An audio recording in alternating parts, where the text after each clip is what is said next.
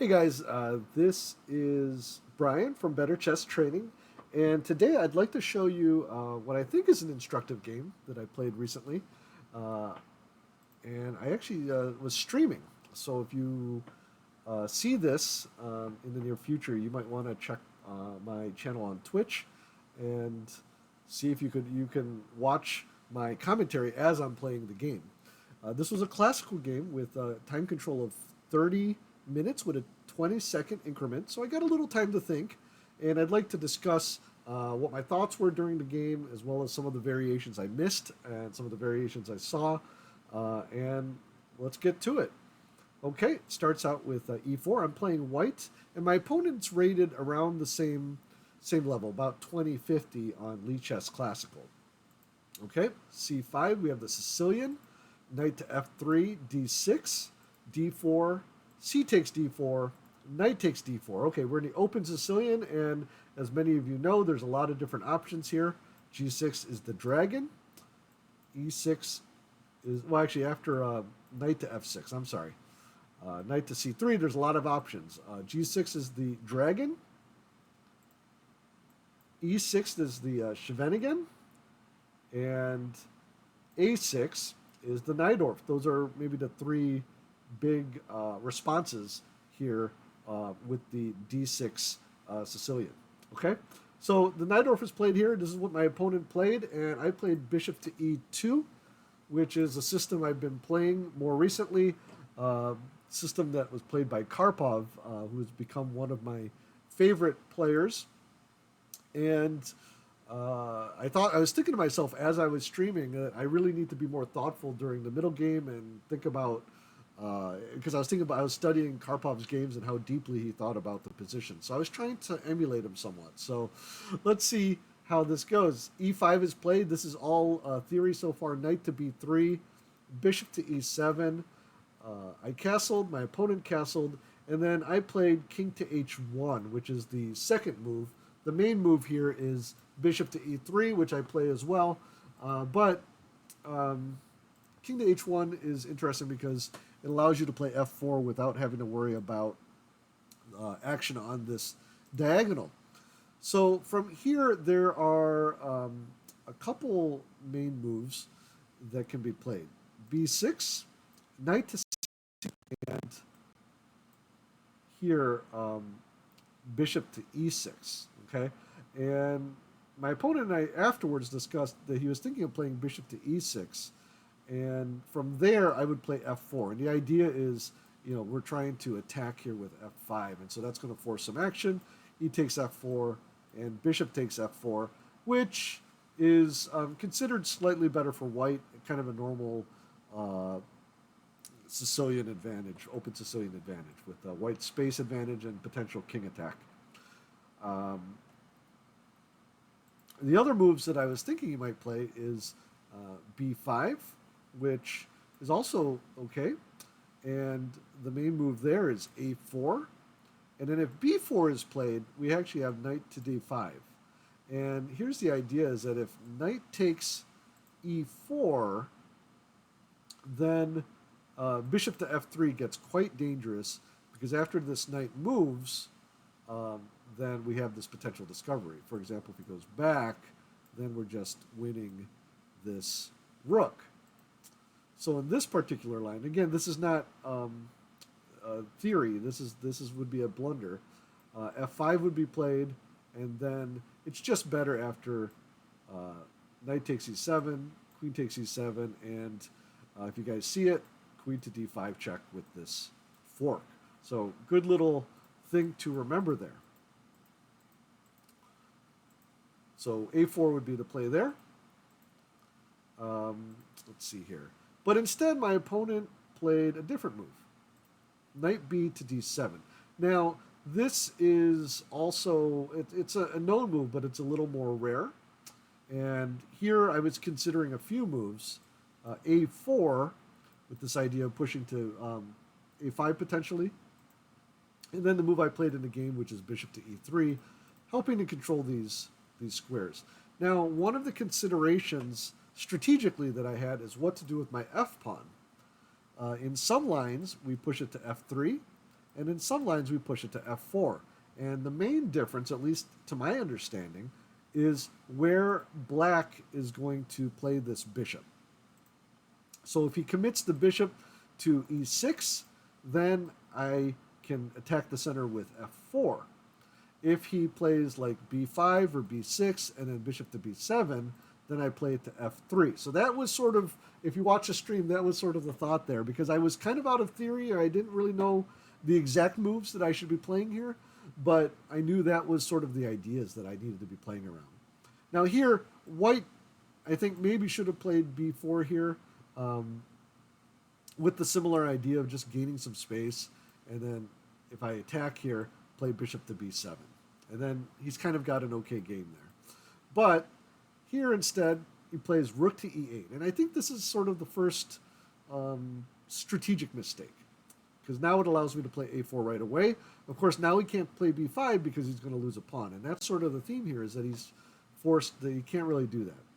So he's forced to play, he has to decide, is he going to commit, is he going to play like knight to f8, which would be okay, and then play bishop to e6, or is he going to play b6 and then play bishop to b7?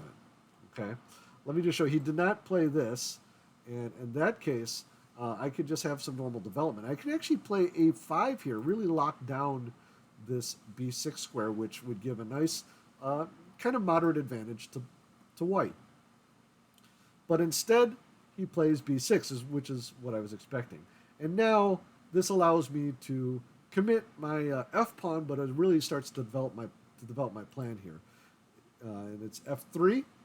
And now the next part of the game, as we're going to see here, is really trying to, because now black's main move, or his main counterplay, is to play d5.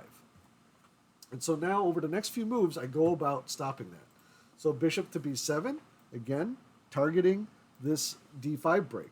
If he gets this d5 break in with no negative consequences, then he's got an okay game. That's the general idea behind this variation in the Sicilian, for the most part. So there's a few ways to counteract it, but I look for the most direct way, which also activates this bishop, which is bishop to c4. And my opponent plays well with queen to c7, attacking, and now I had to consider, which I didn't consider before I played bishop to c4, that he's going to double up here. But I played queen to e2. I came up with this plan. He does follow through, and then I had knight to d2. And again, so now you're seeing I'm shuffling my pieces, but it's getting pieces that are less active into better spaces. Okay? Now, here, actually, analyzing this with the chess engine, he's saying that he should go ahead and play this anyway, this d5 move, just to get a little freedom for this bishop. But the problem is here, after e takes d5, I just win a pawn. And if I go knight takes d5, he can exchange. And then, again, you know, I have a little bit of compensation here. Queen to d3 secures this e4 pawn. Now, he does get a little freer here with this bishop, but it's a nice, solid edge for black, or for white. But instead, he played knight to c5. Now here, during the game, I was thinking what I should do is to continue. My idea was to shift my pieces around so that I could activate this knight and start to put pressure on the d-pawn. But my opponent, when he played this, I saw that now I can attack this knight. So the best move here would have been to follow my original thought, which is to play rook f to d1. Okay? Actually, the engine also says rook a to d1 is good, but I felt that at some point I want to keep some protection on this pawn. And then also at some point I had some ideas that maybe this rook would come to c1 to protect the c pawn here. So I played bishop to g5 with the idea of chopping off this knight. And the move that I overlooked, but my opponent, afterwards we got to chat a little bit on stream, is that he could have played knight to e6. And here, he pretty much equalizes. If I take, and he takes back, now this knight's coming to d4, and his game is fine at that point. It's about even.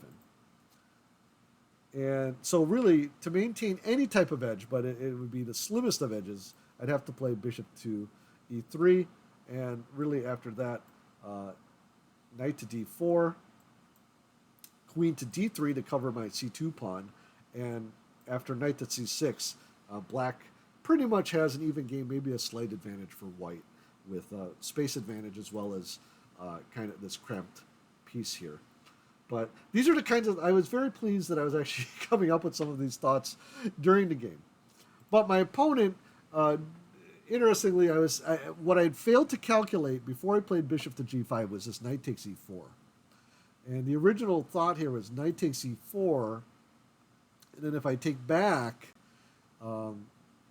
he gets, he can maybe play something funky like this, maybe after taking here first.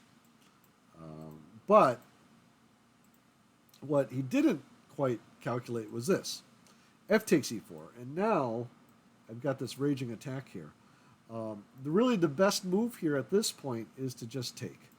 But the problem is, actually, before I say it, why don't you guys, if you want, pause the video for about a minute and see if you can figure out what I played next.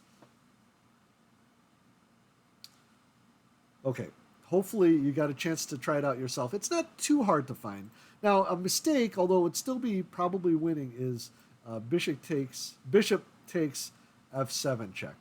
Still an advantage for white, but there's a much better move. And hopefully you guys found rook takes f7. Because now we have a double attack. We're threatening or a double threat. We're threatening to take the queen, but we're also threatening this nasty discovered check.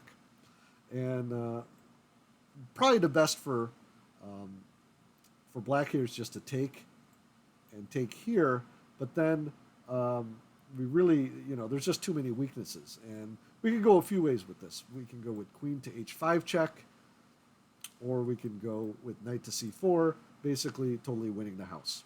Okay? But instead, my opponent played queen to d8, and then I win the queen with rook to d7 check. At this point, my opponent resigned. And just want to show you, let's go back though, because what we should do is see how we should have played and what would have happened had my opponent not blundered. So here at this point, because one of the things I was pondering during the game is, okay, I've got this grip on d5, but how do I pursue trying to win this game? So let's look at my original plan. Rook f to d1. So this would have been good. And here it's saying the engine would go rook to e8. But let's say he played a more natural move like knight to e6. It would be a mistake to take here, by the way. At this point, I can do a quick hit here with queen to f2, which is something I considered during the game, hitting this b6 pawn. Black is pretty much forced to come back here to avoid losing material. And then at that point, I play b3, protecting my bishop. And we'll follow the engine's move, rook to e8. And now, after knight to f1, there are these ideas, and just my pieces are very active. These pieces are all being blunted. He can never play d5 without losing a pawn, and so it's very difficult for him to lash out. And this is probably a winning edge, if not a very good edge for white. So that's how the game could have gone, and that's how I think I would have pursued it had I had that opportunity. But going back to the game, instead we had a nice little tactics at the end to win. And so despite the fact that I was building towards a strategic victory, you have to be able to spot those tactics as well. Hey guys, thanks for watching. I hope you enjoyed that video. I hope you found it instructive. If you want to see more videos of my play and analysis, you can check out the playlist over here. But make sure, if you haven't done so already, to subscribe to the channel. I have a button down there. And I hope you guys have a great day. Talk to you soon.